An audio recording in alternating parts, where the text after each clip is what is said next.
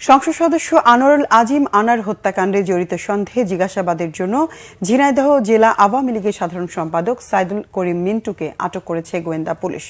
রাজধানী ধানমন্ডি থেকে বিকেলে তাকে আটক করে গোয়েন্দারা। এর আগে ঝিনাইদহ জেলা আওয়ামী লীগের ত্রাণ ও সমাজ কল্যাণ সম্পাদক কাজী কামাল আহমেদ বাবুকে গ্রেফতার করা হয়। আনার হত্যাকাণ্ডের পরই এই ঘটনায় স্থানীয় লোকজন আওয়ামী লীগ নেতাকে নিয়ে নানা জল্পনা ছড়িয়ে পড়ে। তারপরে ঝিনাইদহ জেলা আওয়ামী লীগের এই নেতাকে গ্রেফতার করা হলো। এদিকে আনোয়ারুল আজিম খুনের মূল পরিকল্পনাকারী হিসেবে চিহ্নিত আক্তারুজ্জামানের দুটি গাড়ি জব্দ করেছে ঢাকা মহানগর গোয়েন্দা পুলিশ।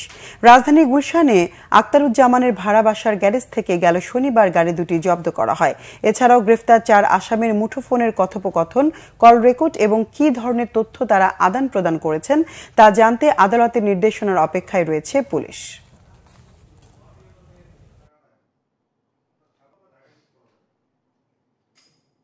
তারা হত্যাকাণ্ডের ছবি বা বিভিন্ন বিষয়গুলি বিভিন্ন জনের কাছে শেয়ার করেছে কিনা সেটা আমরা তদন্ত করছি। আর শেয়ার করে কারো কাছে আর্থিকভাবে লাভবান হয়েছে কিনা, কাদের কাছে আর্থিকভাবে লাভবান হয়েছে, সবগুলি আমরা তদন্ত করে আমরা বের করছি। এগুলি আমরাও শুনেছি, আমরা তদন্ত করছি। এটা আসলে দেখেন, মানে যে মূল যে প্ল্যানার, বেনিফিশিয়ারি আমাদের এই মার্ডারের, তিনি তো এখন মানে বাংলাদেশ থেকে দিল্লি হয়ে, কাঠমান্ডু হয়ে, দুবাই হয়ে, উনি যেহেতু ইউএসের পাসপোর্ট সেখানে এসে চলে গেছে।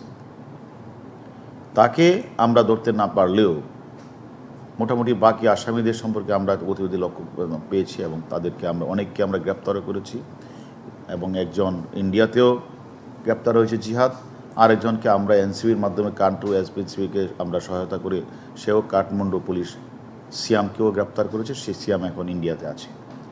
বাংলাদেশ পার্টে 3 জনে তারা আদালতে 164 করেছে। তা আমরা আসলে মানে যে আমাদের যে মূল আসামি, যে মাস্টার মাইন্ড, মদতদাতা আক্তারুজ্জামান শাহিন, তার যে ব্যবহৃত 2টা গাড়ি ছিল, এই গাড়ি দুটো আমরা আমাদের মামলার যে আয়ু সে 2টা জব্দ করেছে।